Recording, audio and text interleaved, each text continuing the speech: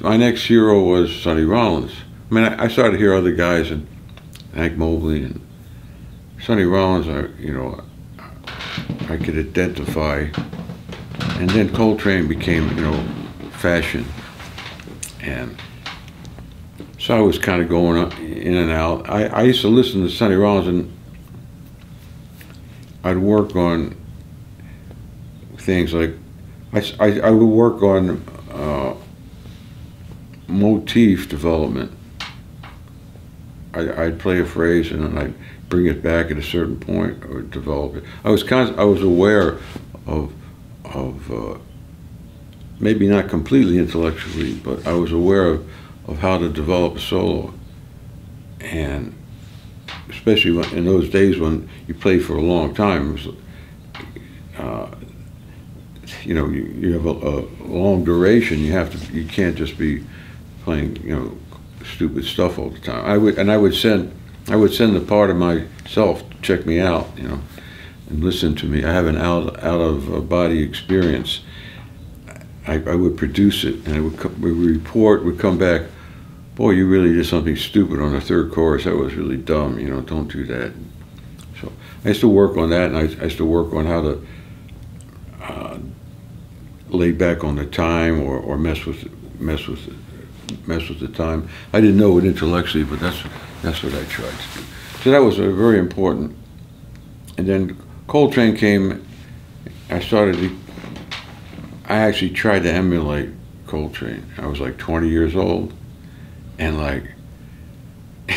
and then I was pretty good. I could pretty much get the sound, and then I started thinking about it. I said, what a stupid thing to do, and I would hear other white guys trying to play like Train, and I said, boy, they sound dumb. And I said, maybe I sound just as dumb. So there was a guy, trombone player, was a little bit older than me, who had a record collection.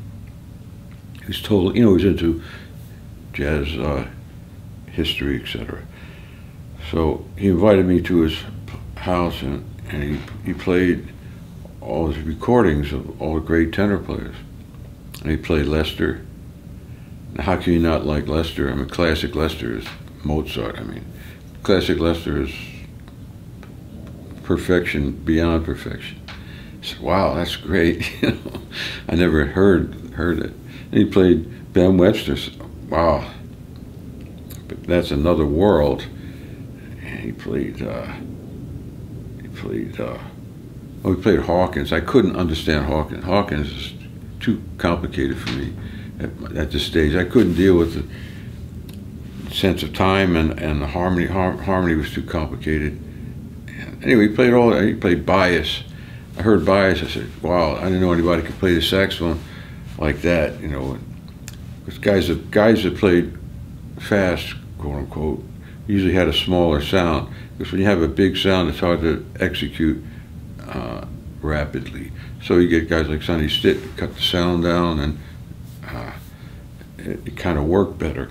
I heard all these people, and it kind of changed my life, because I started to do some more investigation. I would work on trying to take the essence of each player. Like you hear Lester, there's a certain buoyancy. It wasn't a question of transcription or anything. It was just trying to, by osmosis, take in the character of the way they played. And I listened to all the stuff. And at a certain point, the light bulb went off on Hawkins. I was able to, I said, wow, now I understand. That's the root of everything. And I got Chu Berry. I checked out Chu Berry. And then when I would go later, in the years when I go to hear Sonny play, I said, that's it. That's the truth. I said, because I could hear the elements. I said, that's Lester. That sounds like Lester. Those 8 bars sound like Lester. That sounds like Hawkins. That's Byrd. And so I learned that the way to go about it is you put all these influences and put it in a pot, stir it up, and they're there, but eventually you come out of that. Your personality comes out of it. So that was that. In a nutshell, that's kind of how I, tried to develop. And then